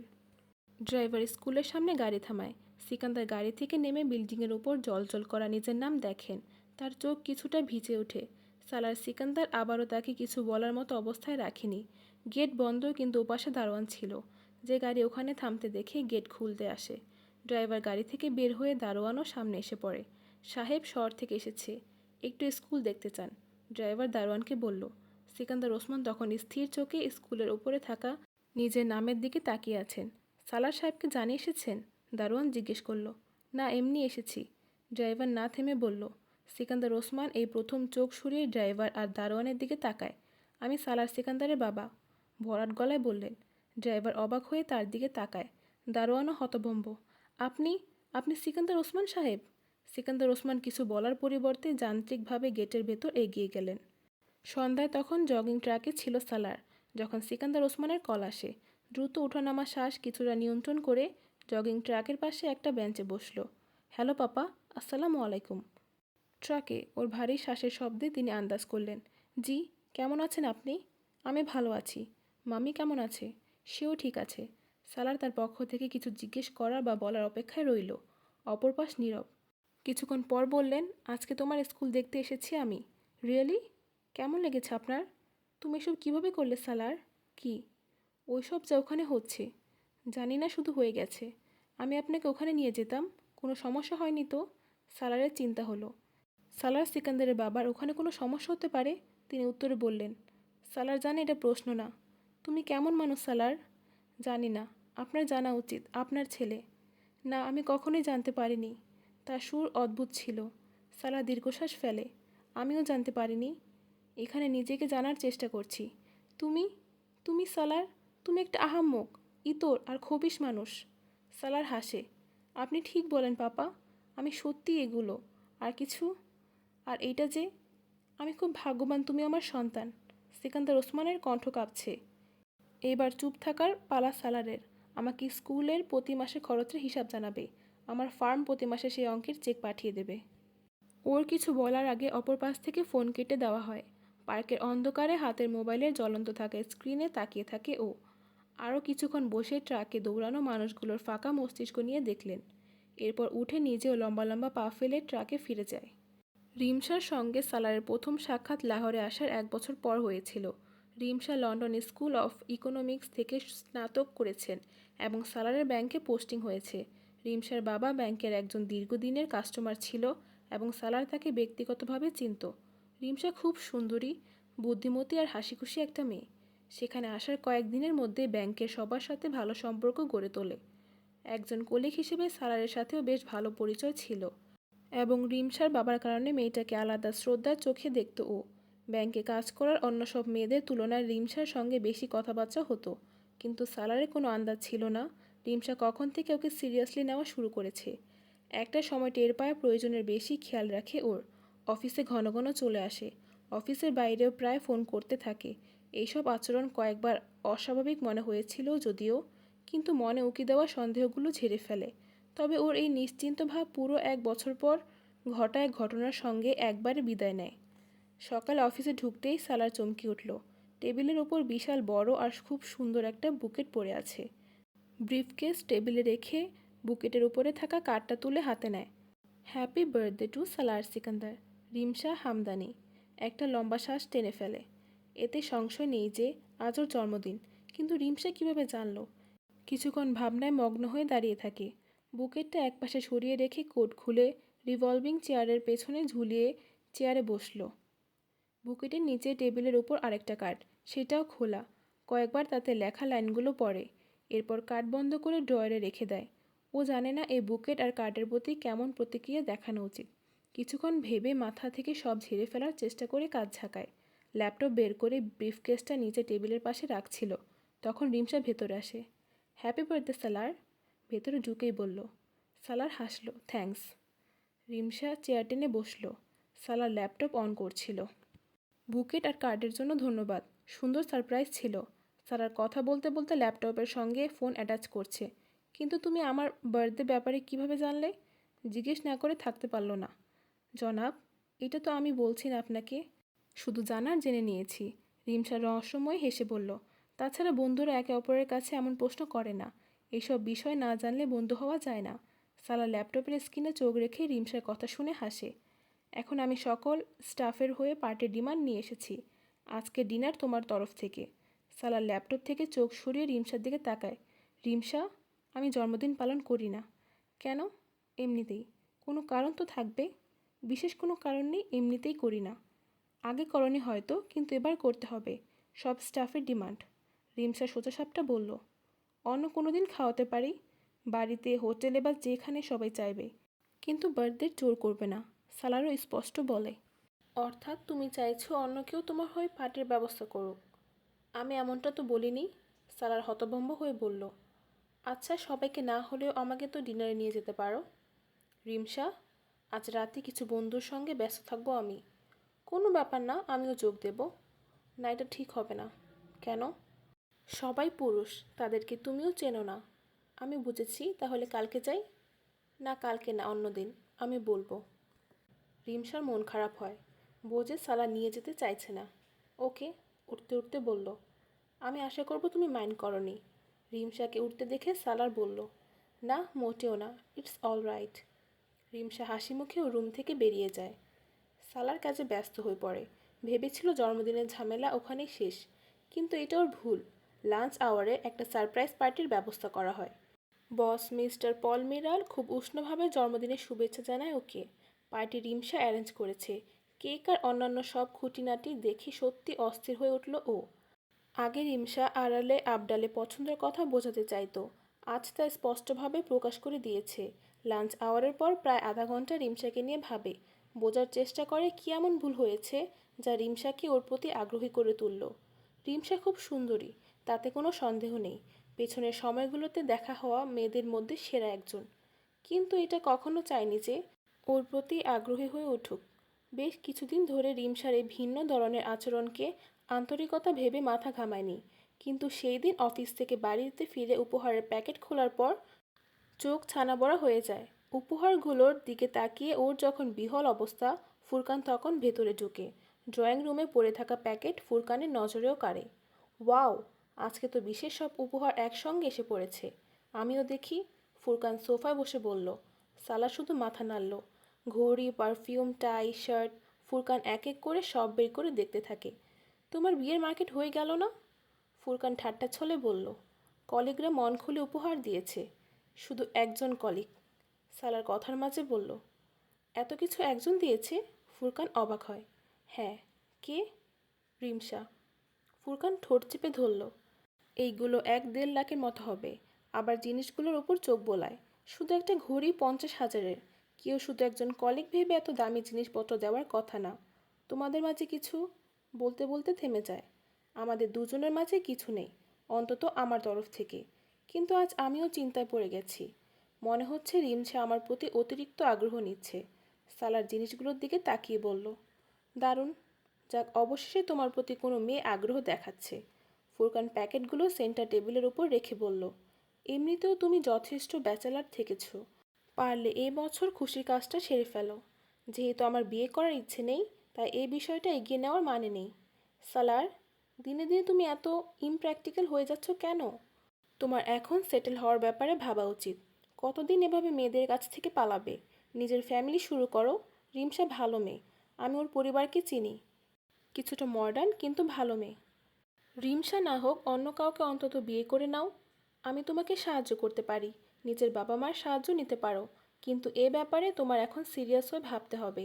এই বিষয়ে গুরুত্ব দেওয়া উচিত। কমপক্ষে অন্য কারো কথায় তাকে কিছু জানিয়ে দেওয়া উচিত। ফুরকানের শেষ বাক্যে জোর দেয়, ইশারা সালারের নীরবতার দিকে। তাতে অন্তত অপর মানুষটা বুঝে যাবে ভিড়ের মাঝে এমন কিছু করতে নেই। তুমি কখনো নিজের বিয়ে নিয়ে ভাবো না? নিজের বিয়ে নিয়ে কে ভাবে না? আমিও ভাবি, কিন্তু আমি সেভাবে ভাবি না যেভাবে তুমি ভাবছো। সালার মধ্যম আওয়াজে বলল। চা চলবে? শেষ বাক্যের পরিবর্তে সোজা বলো, বাজে প্যাচাল বন্ধ করো। ফুরকান রাগ করে বলল। সালার হেসে কাঁধ ঝাঁকায়, এরপর জিনিসপত্রগুলো গুছিয়ে রাখে। রিমসা অবাক হয়ে সামনে রাখা প্যাকেটগুলোর দিকে তাকায়। কিন্তু সালার, এগুলো তোমার বার্থডে গিফট। সালার পরদিন সকালে একটা টাই রেখে বাকি সব তুলে রিমসার অফিসে নিয়ে চলে আসে। আমি কারো কাছ থেকে এত দামি উপহার নেই না, একটা টাই যথেষ্ট। সালার, আমি আমার বন্ধুদেরকেও এমন দামি উপহার দেই। রিমসা বোঝানোর চেষ্টা করে, তুমি দিয়ে থাকবে কিন্তু আমি নেই না। বেশি জোর করলে রেখে দেওয়া টাইও ফেরত দেব। কথা শেষ করে রুম থেকে বেরিয়ে যায় সালার। রিমসা রক্তশূন্য চেহারা নিয়ে ওর চলে যাওয়া দেখল। সেদিনও যথারীতি ডক্টর সিপতালির কাছে এসেছিল সালার। ডক্টর সাহেব তখন লেকচার শুরু করেনি। এমন সময় তার পাশে বসা এক মধ্যবিত্ত লোক তাকে বলে উঠল, ডক্টর সাহেব, মানুষ পীরে কামিল পেয়ে গেলে তার তকদির বদলে যায়। সালার ঘাড় ঘুরিয়ে তাকায়। গত কয়েকদিন ধরে এখানে আসছে সেই লোকটা। যখন থেকে আপনার কাছে আসছি মনে হচ্ছে আমি হেদায়েত পেয়ে গেছি। আমার ভুলগুলো শুধরে যাচ্ছে। আমার হৃদয় বলছে আমি পীরে কামিল পেয়ে গেছি। আমি আপনার হাতে বায়াত নিতে চাচ্ছি। লোকটা পরম ভক্তি ভরে ডক্টর সাহেবের হাত ধরে বলল। রুম জুড়ে পিনপতন নীরবতা। ডক্টর সাহেব আলতো করে লোকটার হাত থেকে নিজের হাত সরিয়ে নেন। তকি সাহেব, আমি আজ পর্যন্ত কারো কাছ থেকে বায়াত নেইনি। আপনার মুখ থেকে পীরে কামিলের উল্লেখ শুনেছি। পীরে কামিল কে? কাকে বলে? তিনি কি করেন? তাকে মানুষের প্রয়োজন কেন? খুব গম্ভীর কণ্ঠে লোকটা জিজ্ঞেস করলেন। আপনি পীরে কামিল? লোকটা বলল, না, আমি পীরে কামিল নই। আপনার কাছ থেকে আমি নির্দেশনা পাই। লোকটা জোর দেয়, নির্দেশনা তো শিক্ষক, অভিভাবক, নেতা, বন্ধু এবং আশেপাশের মানুষেরাও দেয়। তারা কি পীরে কামিল? আপনি আপনি গুনাহ করেন না? লোকটা থতমত খেয়ে বলল, হ্যাঁ, ইচ্ছে করি করি না, কারণ গুনাহকে ভয় পাই আমি। এখানে বসে থাকা অনেক মানুষই ইচ্ছে করে গুনাহ করে না, কারণ তারাও হয়তো আমার মতো গুনাহকে ভয় পায়। কিন্তু অনিচ্ছায় আমাকে দিয়ে কত কি হয়ে যায়। আমিও জানি না, হতে পারে অনিচ্ছায় আমাকে দিয়েও গুনাহ হয়ে যায়। তিনি হেসে বললেন, আপনার দোয়া কবুল হয়ে যায়। লোকটা নিজের বিশ্বাস থেকে নড়তে প্রস্তুত না। বাবা মায়ের দোয়া কবুল হয়, নির্যাতিত নিপীড়িতদের মতো আর অনেকের দোয়াও কবুল হয়, কিন্তু আপনার সব দোয়া কবুল হয়? লোকটা জোর দিয়ে বলে। ডক্টর সিফতে আলী নাবোধক মাথা নাড়লেন। না, আমার সব দোয়া কবুল হয় না। বহু বছর ধরে আমি প্রতিদিন মুসলমানদের পূর্ণ জাগরণে দোয়া করছি, কিন্তু এখনও তো তা কবুল হয়নি। এমন অনেক বিষয় আছে যে ব্যাপারে আমি রোজ দোয়া করি, কিন্তু তা কবুল হচ্ছে না। কিন্তু আপনাদের কাছে যারা দোয়ার জন্য আসে, তাদের জন্য করা আপনার দোয়া কবুল হয়ে যায়। ডক্টর সাহেবের হাসি আরও গভীর হয়। আপনার জন্য করা দোয়া হয়তো কবুল হয়ে গেছে, তবে এখানে অনেকেই আছে যাদের জন্য আমার করা দোয়া কবুল হয়নি বা হবেও না। লোকটা আর কিছু বলতে পারল না। আপনাদের মধ্যে কেউ বলতে পারবেন পীরে কামিল কে? ওখানে উপস্থিত সবাই একে অপরের মুখ চাওয়াচাওয়ি করে। পীরে কামিল নেকাকার, পরহেজগার ও পবিত্র মানুষ। ডক্টর সিফতে আলী মাথা নাড়লেন। অনেক মানুষ নেক হয়, পরহেজগার ও পবিত্র হয়। আপনার আশেপাশে এমন অনেক মানুষ রয়েছে, তাহলে কি তারা সবাই পীরে কামিল? না, পীরে কামিল এমন একজন যে দেখানোর জন্য ইবাদত করে না, মন থেকে ইবাদত করে শুধু আল্লাহর জন্য। যারা ধার্মিকতা ও তাকুয়ার মাঝে লৌকিকতা থাকে না, আরেকজন তার মতামত দেয়। আপনাদের পরিচিতদের মধ্যে প্রত্যেকে এমন কাউকে নিশ্চয়ই চেনে যার ইবাদতের ব্যাপারে আপনার বিশ্বাস তার এসব লৌকিকতা না, তার ধার্মিকতা এবং তাকুয়ার ওপর আপনার ভরসা রয়েছে। তাহলে কি সেই মানুষটা পীরে কামিল? কিছুক্ষণ চুপ থাকার পর আরেকজন বলল, পীরে কামিল এমন একজন যার কথায় তাসির থাকে, মানুষের মন পরিবর্তন করার ক্ষমতা থাকে। এমন তাসির অনেক মানুষের কথায় থাকে, কারো মুখ থেকে বের হওয়া কথায়, কারো কলম দিয়ে বের হওয়া লেখায়। তাসির তো স্টেজে দাঁড়ানো একজন বক্তা এবং খবরের কলমে লেখা একজন সাংবাদিকের কথায়ও থাকে। তবে তারা কি পীরে কামিল? আরেকজন বলে উঠল, পীরে কামিল এমন একজন যার মাঝে অনুপ্রেরণা ও অন্তর্দৃষ্টি রয়েছে, যিনি ভবিষ্যৎ সম্পর্কে জানেন। আমাদের মধ্যে এমন অনেক মানুষ রয়েছে যারা স্বপ্ন দেখে, এমন স্বপ্ন যেখানে আগামীতে আসা বিপদ সম্পর্কে সাবধান করে দেওয়া হয়। কিছু মানুষ ইস্তেখারও করে এবং কিছু বিষয় বুঝে ফেলে, কিন্তু মানুষের ষষ্ঠ ইন্দ্রিয় খুব তীক্ষ্ণ হয়, তারা বিপদ টের পেয়ে যায়। তাহলে বলুন, পীরে কামিল আসলে কে? তিনি আবার প্রশ্ন করলেন, পীরে কামিল মূলত কে হতে পারে? সালার অবদ্ধ চেহারা নিয়ে ডক্টর সিফতে আলীর মুখের দিকে তাকিয়ে রইল। ডক্টর সিফতে আলী ছাড়া অন্য কেউই কি পীরে কামিল হতে পারে? যদি তিনি পীরে কামিল না হয়ে থাকেন, তাহলে কে সেই পীরে কামিল? আর কে হতে পারে? সেখানে উপস্থিত মানুষের মন আর মস্তিষ্ক একই প্রশ্ন প্রতিধ্বনি হচ্ছিল। ডক্টর সিফতে আলী একে একে সবার চেহারা দেখলেন। তার মুখের হাসি আস্তে আস্তে মৃদু হয়ে আসে। পীরে কামিলের মাঝে পরিপূর্ণতা থাকে। পরিপূর্ণতা হচ্ছে সেই সব কিছুর যোগফল যা আপনারা বলেছিলেন। পীরে কামিল এমন একজন যিনি হৃদয় থেকে আল্লাহর ইবাদত করেন, পরহেজগার ও তাকওয়াশীল, যার প্রতিটি দোয়া কবুল হয় যতটুকু আল্লাহ চান। তার কথায় তাসির থাকে, তিনি মানুষকে হেদায়েতের পথ দেখান, কিন্তু তার মাঝে ইলহাম থাকে না। বিজদান নাজিল হয় না, কেবল নবীদের উপর নাজিল হয়। 1,24,000 নবীর সকলেই কামিল ছিলেন, তবে পীরে কামিল হচ্ছেন কেবল তিনি, যার মাধ্যমে এই নবুয়তের ধারাবাহিকতা শেষ হয়েছে। প্রতিটি মানুষের জীবনে একটা সময় পীরে কামিলের প্রয়োজন দেখা দেয়। কখনো কখনো জীবনে মানুষকে এমন পর্যায়ে এনে দাঁড়া করায় যখন মনে হয় আমাদের মুখ ও মন থেকে বের হওয়া দোয়া অকার্যকর হয়ে পড়েছে। আমাদের সেজদা, উপরে তোলা হাত রহমত ও নিয়ামতকে নিজেদের দিকে টেনে আনতে পারছে না। এমন মনে হয় যে সম্পর্ক ছিল তা এখন ভেঙে গেছে। তখন মানুষের ইচ্ছে করে তার জন্য যেন অন্য কেউ হাত তোলে। অন্য কারো জীব তার দোয়া যেন আল্লাহর কাছে পৌঁছে দেয়। অন্য কেউ তার হয়ে যেন আল্লাহর কাছে অনুনয় করে। এমন একজন যার দোয়া কবুল হয়, যার ঠোঁটের আবেদন তার দোয়ার মতো ফিরিয়ে দেওয়া হয় না। তখন মানুষ পীরে কামিলের সন্ধান শুরু করে, চারপাশে দৌড়ায়, এমন করে খোঁজে যে পরিপূর্ণতার যে কোনো পর্যায়ে সিঁড়িতে দাঁড়িয়ে আছে। পীরে কামিলের অনুসন্ধান মানব বিবর্তনের শুরু থেকে এখনও অবধি অব্যাহত। এই অনুসন্ধান সেই আকাঙ্ক্ষা যা আল্লাহ নিজে মানুষের অন্তরে সৃষ্টি করেছে। এই আকাঙ্ক্ষা, এই অনুসন্ধান যদি মানুষের অন্তরে না তৈরি করা হতো, তবে মানুষ নবীদের প্রতি বিশ্বাস আনত না, কখনো তাদের অনুসরণ ও অনুত্যাগের চেষ্টা করতো না। পীরে কামিলের এই অনুসন্ধানই মানুষকে প্রতিটি যুগে নাজিল হওয়া নবীদের দিকে নিয়ে গিয়েছে। তারপর নবীদের আগমনের এই ধারাবাহিকতাকে হযরত মুহাম্মদ সাল্লাল্লাহু আলাইহি সাল্লামের মাধ্যমে শেষ করে দেওয়া হয়েছে। নবী সাল্লাল্লাহু আলাইহি সাল্লামের উম্মতের জন্য তারপরে কোনো পীরে কামিলের অবকাশ রাখা হয়নি। আজ বা আগামীতে এমন কে আছে বা আসতে পারে যাকে হযরত মুহাম্মদ মুস্তাফা সাল্লাল্লাহু আলাইহি সাল্লামের চেয়ে উঁচু স্থান দেওয়া যাবে? এমন কেউ কি আছে বা আসবে যাকে হযরত মুহাম্মদ সাল্লাল্লাহু আলাইহি সাল্লামের চেয়ে নিখুঁত বানানো হয়েছে বা হবে? এমন কেউ কি আছে যে হযরত মুহাম্মদ সাল্লাল্লাহু আলাইহি সাল্লামের চেয়ে বেশি শাফায়াতের দাবি করতে পারে? স্থির ও স্থায়ী নীরবতার আশা না বাচক এই উত্তর আমাদের কাছে শুধু একটা প্রশ্ন করে, পীরে কামিল সাল্লাল্লাহু আলাইহি সাল্লামকে ছেড়ে আমরা পৃথিবীতে অন্য কাকে খুঁজছি? নবী সাল্লাল্লাহু আলাইহি সাল্লামের বায়াত পাওয়ার পরও আমাদের জন্য অন্য কার বায়াতের প্রয়োজন রয়ে গেছে? রাসূল সাল্লাল্লাহু আলাইহি সাল্লামের রাস্তায় চলার পরিবর্তে অন্য কোন রাস্তা আমাদের টানছে? মুসলমানদের জন্য একজন আল্লাহ, এক কুরআন ও একজন রাসূল সাল্লাল্লাহু আলাইহি সাল্লাম এবং তার সুন্নত কি যথেষ্ট নয়? আল্লাহ ও তার রাসূল সাল্লাল্লাহু আলাইহি সাল্লাম এবং তার কিতাব ব্যতীত এমন কোন ব্যক্তি বা বাণী আছে যা আমাদেরকে দুনিয়া এবং আখিরাতের দুঃখ কষ্ট থেকে রক্ষা করতে পারে? কে আছে যে আমাদের দোয়া কবুল করবে, আমাদের উপর নিয়ামত এবং রহমত নাজিল করবে? কেউ কি পীরে কামিলের পন্থা বলতে পারবে? কেউ বলতে পারবে না।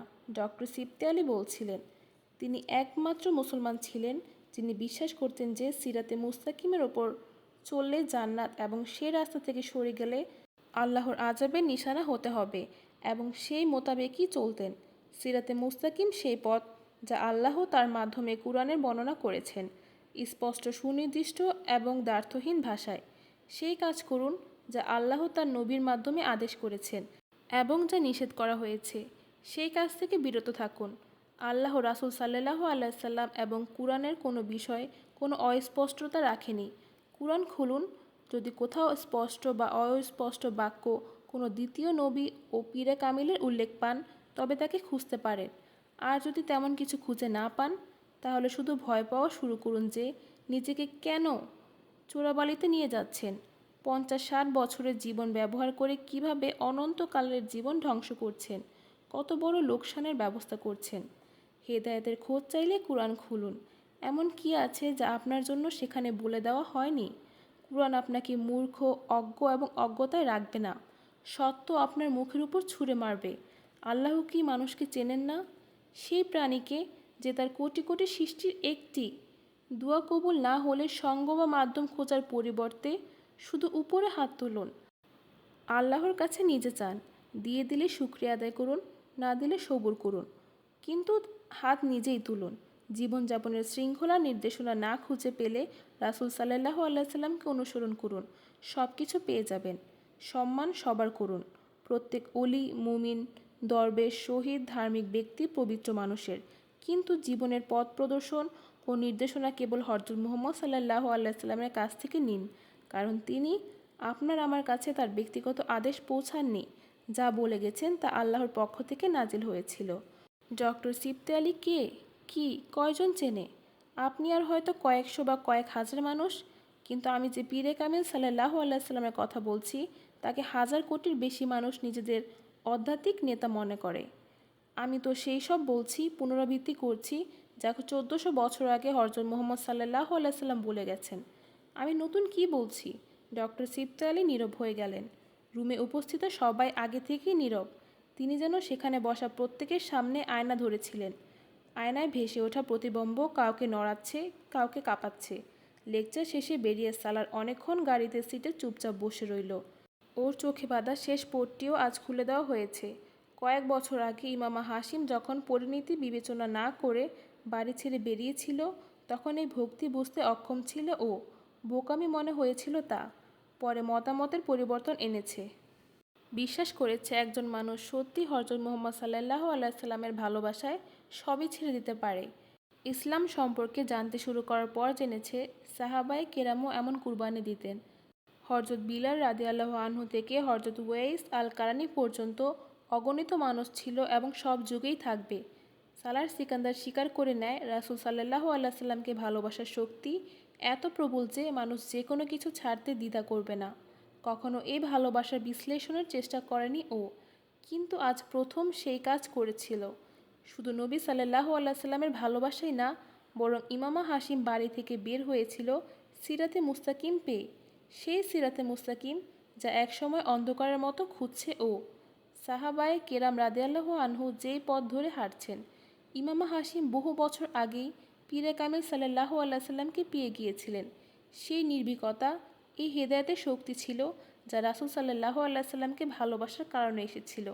কিন্তু ও আজ অবধি একা পীরে কামেলকে খুঁজে বের করতে পারেনি।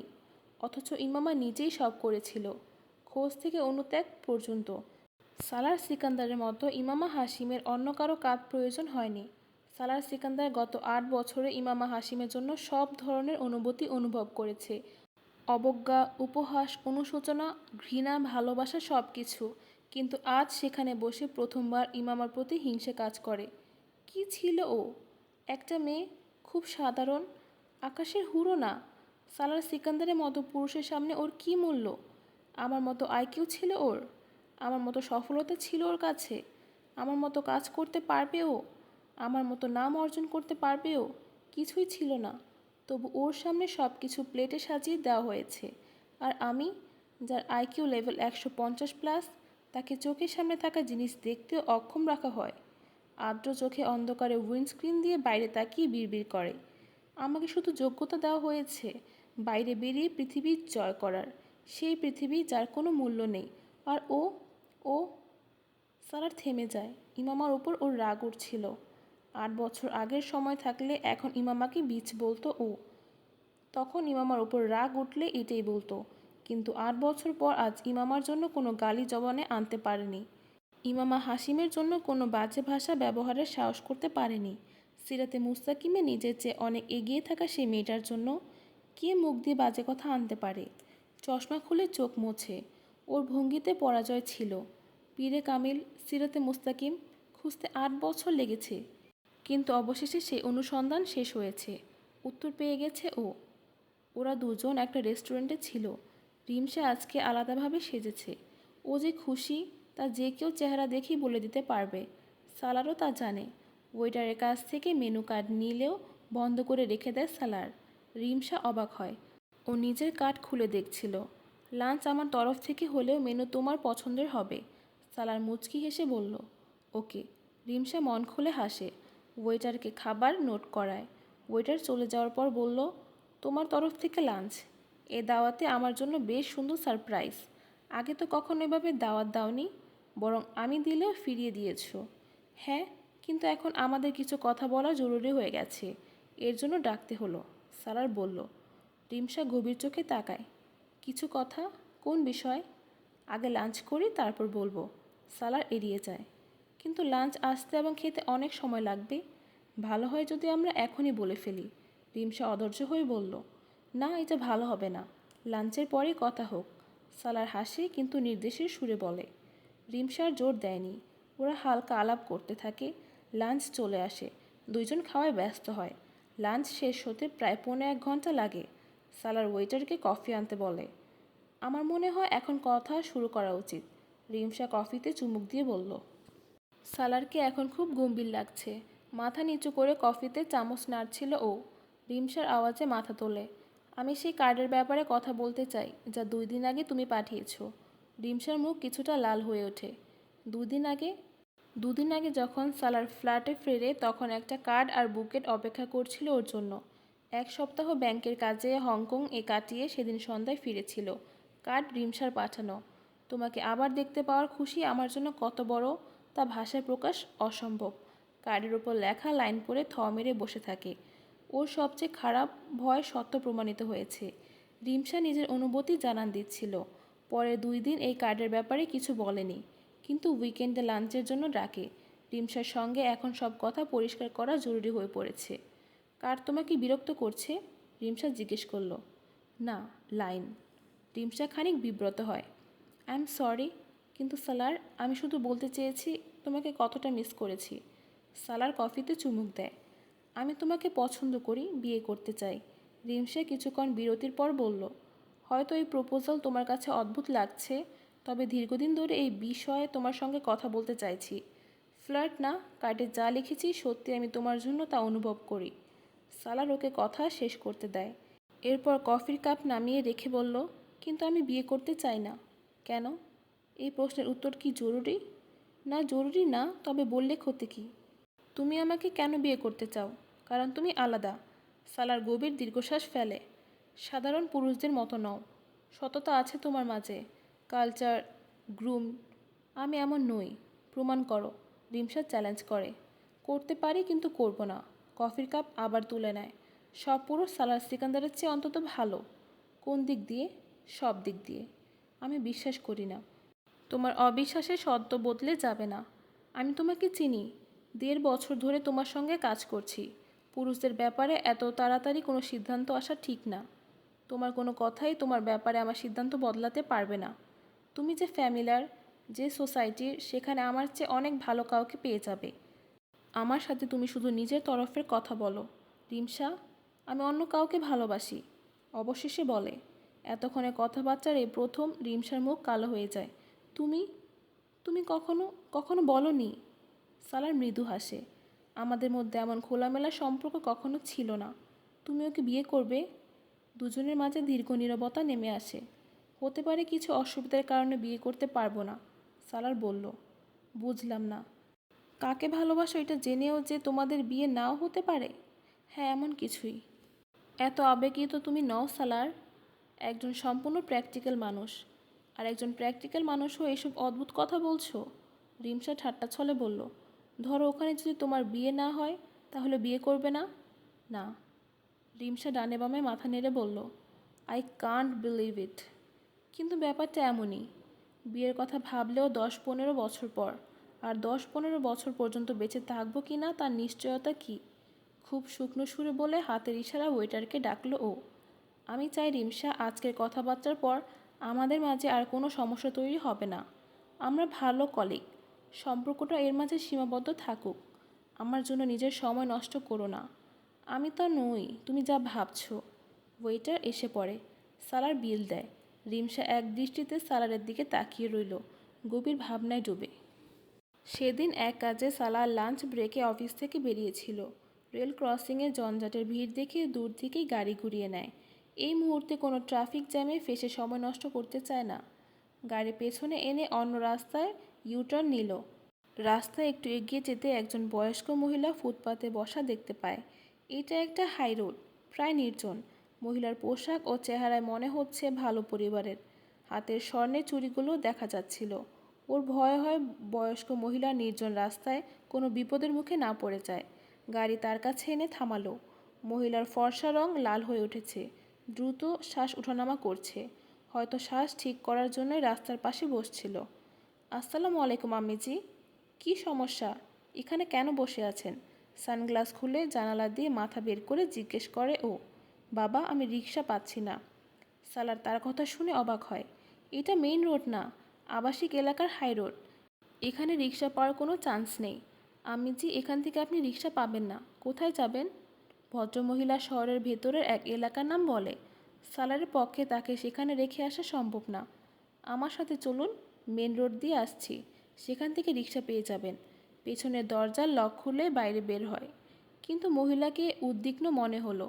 তার ভয়ের কারণ বোঝে ও। আমিজি, ভয় পাওয়ার কিছু নেই। আমি ভালো মানুষ, আপনার ক্ষতি করব না, শুধু সাহায্য করতে চাই। কারণ এখান থেকে রিক্সা পাওয়া যাবে না। তাছাড়া রাস্তা নির্জন, গয়না পরে আছেন, যে কেউই ক্ষতি করতে পারে। নরমভাবে তার ভয় দূর করার চেষ্টা করলো। মহিলা চোখের চশমা ঠিক করে চুড়ির দিকে তাকিয়ে বলল, এইগুলো এগুলো তো সব নকল গয়না। এটা তো ভালো কথা, কিন্তু যে কেউ ভুল বুঝতে পারে। কেউ তো এসে জিজ্ঞেস করবে না এগুলো আসল না নকল। সালার তার মিথ্যের মান রেখে বলল। মহিলা চিন্তায় পড়ে যায়। সালারের দেরি হচ্ছে। আচ্ছা আম্মিজি, আপনি ঠিক না মনে করলে থাক। গাড়ির দিকে পা বাড়ায়। মহিলা পেছন থেকে বলে ওঠে, না না, আমি যাব তোমার সাথে। এমনিতেই পায়ের দম শেষ হাঁটতে হাঁটতে। পায়ের ওপর জোর দিয়ে তিনি দাঁড়ানোর চেষ্টা করেন। সালার তার হাত ধরে সাহায্য করে। এরপর পেছনের সিটের দরজা খুলে ভেতরে বসিয়ে দেন। হাই রোড ক্রস করে মেইন রোডে এসে খালি রিক্সা খোঁজে, কিন্তু আশেপাশে কোনো রিক্সাই চোখে পড়ছিল না তার। তাই আস্তে আস্তে গাড়ি চালিয়ে ভিড়ের মাঝে খালি রিক্সা খুঁজতে থাকে। তোমার নাম কি বাবা? সালার। স্লার? তিনি নিশ্চিত হতে চাইলেন। ও হেসে ফেলে। জীবনে এমন প্রথম কারোর মুখে নিজের নাম বিগ্রানও শুনেছে। তাকে নিশ্চিত করা ছাড়া উপায় নেই, কারণ তিনি পাঞ্জাবি মহিলা। ওর সঙ্গে টেনে টুনে উর্দুতে কথা বলছিল। জি, সালার তাকে নিশ্চিত করল। এইটা কেমন নাম, এর অর্থ কী? মহিলা আগ্রহ নিয়ে জিজ্ঞেস করলেন। সালার নিজের নামের অর্থ তাকে পাঞ্জাবি ভাষায় বোঝায়। আম্মিজি ওর মুখে পাঞ্জাবি শুনে খুশি হয়। এরপর পাঞ্জাবিতে কথা বলতে থাকেন। ওর নামের অর্থ জানার পর বললেন, আমার বড় বউয়ের ছেলে হয়েছে। ও হতভম্ব। নামের অর্থের সাথে এই বাক্যের কী সম্পর্ক? জি, মোবারক হোক। এর বাইরে বলার মতো কিছু পায় না। খায়ের মোবারক। মহিলা বেশ আনন্দে ও শুভেচ্ছা গ্রহণ করলেন। আমার ছেলের বউয়ের ফোন এসেছিল। বলল, মা, আপনি কোনো নাম রাখেন। তোমার নাম বলে দেই। সালার ব্যাক মিরর দিয়ে অবাক হয়ে মহিলার দিকে তাকায়। দিয়ে দেন। যাক, এইটার একটা সমাধান হলো। আমি যে এখন নিশ্চিত চশমা খুলে তার লম্বা চাদরের আঁচল দিয়ে কাঁচ পরিষ্কার করছেন। সালার এখনও কোনো রিকশার দেখা পায়নি। বয়স কত তোমার? মহিলার কথা সেখান থেকে শুরু করলেন যেখানে থেমেছিলেন। 30 বছর। বিয়ে হয়ে গেছে? সালার হ্যাঁ বলতে চেয়েছিল, কিন্তু চিন্তা করে হ্যাঁয়ের পর প্রশ্নের ধারাবাহিকতা বেড়ে যাবে, তাই ভালো হবে যদি না বলে দেয়। কিন্তু এই আন্দাজ সেদিনের সবচেয়ে ভুল প্রমাণিত হয়েছিল ওর। না, বিয়ে করনি কেন? ব্যাস এমনিতেই। আচ্ছা। তিনি কিছুক্ষণ চুপ রইলেন। সালার মনে মনে দোয়া করে তাড়াতাড়ি যেন রিকশা পেয়ে যায়। ওর দেরি হচ্ছিল। কি করো তুমি? ব্যাংকে চাকরি করি। কি ধরনের কাজ করো সেখানে? সালার নিজের চাকরির পদবি বলল। জানতো আমিজির মাথার উপর দিয়ে যাবে, কিন্তু তখন হতবাক হয় যখন তিনি বেশ সহজ ভঙ্গিতে বললেন, এটাকে তো অফিসার বলে, তাই না? সালার হাসে। ওর কাজকে এর চেয়ে ভালো নাম অন্য কেউ দিতে পারবে না। জি আম্মিজি, অফিসার বলে। কতখানি পড়াশোনা করেছো? 16 গ্রেড পর্যন্ত। এবার আমিজির ফর্মুলা ব্যবহার করে উত্তর দেয়। কিন্তু তার পরবর্তী প্রশ্ন আরও অবাক করে ওকে। এইটা কেমন 16 গ্রেড? এমবিএ করেছো নাকি এমএ ইকোনমিক্স? সালার পেছনে ঘুরে তাকায়। তিনি চশমার ফাঁক দিয়ে ওর দিকে তাকিয়ে আছেন। আমিজি, আপনি জানেন এমবিএ বা এমএ ইকোনমিক্স কী? সত্যি বিস্মিত ও। দেখো, আমি নাকি জানবো না। আমার বড় ছেলে প্রথমে পাকিস্তান থেকে এমএ ইকোনমিক্স করেছে, এরপর ইংল্যান্ডে গিয়ে এমবিএ করেছে। আমার ছেলেও ব্যাংকে চাকরি করে, তবে ইংল্যান্ডে। ওরই তো ছেলে হয়েছে। সালার একটা লম্বা নিঃশ্বাস ফেলে ঘাড় সামনে ফেরায়। তাহলে তুমি এখন আমাকে বলনি তো? কি? সালার ভুলে যায় কি জিজ্ঞেস করেছিলেন। তোমার পড়াশোনার ব্যাপারে। আমি এমবিএ করেছি। কোথা থেকে? আমেরিকা থেকে। ভালো। বাবা মা আছে? জি। কয় ভাই বোন? প্রশ্নের ধারাবাহিকতা দীর্ঘ হতে থাকে। 5। পালানোর কোনো পথ নেই ওর। কয় ভাই কয় বোন? 1 বোন আর 4 ভাই। কয়জনের বিয়ে হয়েছে? আমি ছাড়া সবার। তুমি সবার ছোট? না, 4 নম্বর। ছোট এক ভাই আছে। নিজের মানবিক আচরণের আফসোস হচ্ছে ওর। তোমার ছোট ভাইও বিয়ে করে ফেলেছে? জি। তাহলে তুমি বিয়ে করনি কেন? প্রেমের কোনো চক্কর তো নেই? এবার সত্য সত্য সালারের পায়ের নিচ থেকে মাটি সরে যায়। তার মানসিক অবস্থা নিয়ে সন্দিহান হয়। আমিজি, রিকশা তো পাচ্ছি না। আপনি ঠিকানা বলুন, আমি দিয়ে আসছি। তার প্রশ্নের উত্তর এড়িয়ে যায়। দেরি ওর আগেই হয়ে গেছে। রিকশার কোনো নাম নিশানা নেই। বয়স্ক মহিলাকে কোনো রাস্তায় একা রেখে যেতে পারবে না। আমিজি ঠিকানা বলল। সালার বোঝে না।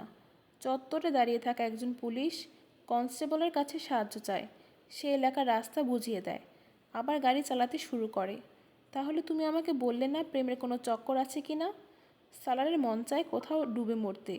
মহিলা নিজের প্রশ্ন ভুলে যায়নি, অথচ এই প্রশ্নের উত্তর থেকে বাঁচার জন্যই তাকে বাড়িতে ছেড়ে আসতে রাজি হয়েছে ও। না মিজি, এমন কোনো ব্যাপার নেই। গম্ভীর হয়ে বলল। আলহামদুলিল্লাহ। আমিজির এই আলহামদুলিল্লাহর কারণ বুঝল না ও। চেষ্টাও করে না বোঝার। তিনি এখন খুঁটে খুঁটে ওর বাবা মায়ের ব্যাপারে তথ্য জানার চেষ্টা করছেন।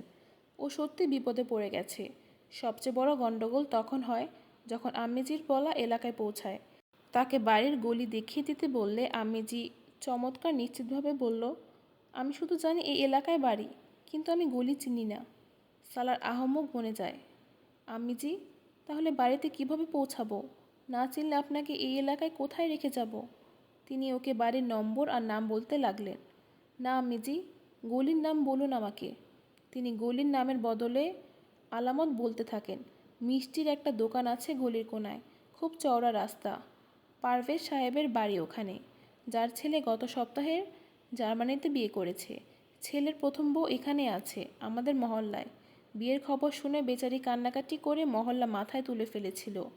আলামত বলতে গিয়ে অন্য কোথাও পৌঁছে গেছেন। সালার রাস্তার পাশে গাড়ি থামায়। আমি জি, আপনার স্বামীর নাম কি? বাড়ির ব্যাপারে, গোলের ব্যাপারে খুলে বলুন। এভাবে বললে আমি আপনাকে বাড়ি পৌঁছাতে পারবো না। ধৈর্য নিয়ে বলল, আমাকে সাইদা আম্মা নামে সবাই চেনে। স্বামী বেচারা 10 বছর আগে মারা গেছেন। তাকে মানুষ কবেই ভুলে গেছে।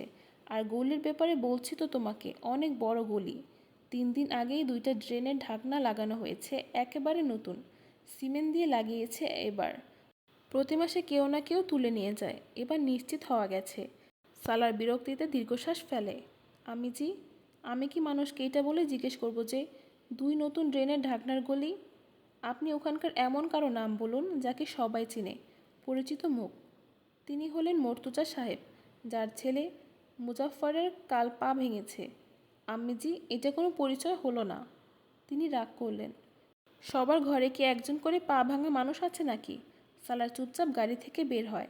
আশেপাশের দোকানে গিয়ে আম্মার বিবরণ অনুযায়ী গলি খোঁজার চেষ্টা করে, কিন্তু শীঘ্রই বুঝে যায় তার বিবরণে আজ অন্তত বাড়ি খুঁজে পাবে না। হতাশ হয়ে ফিরে আসে। আম্মিজি, ফোন আছে আপনার বাড়িতে? গাড়িতে ঢুকে জিজ্ঞেস করলো। হ্যাঁ আছে।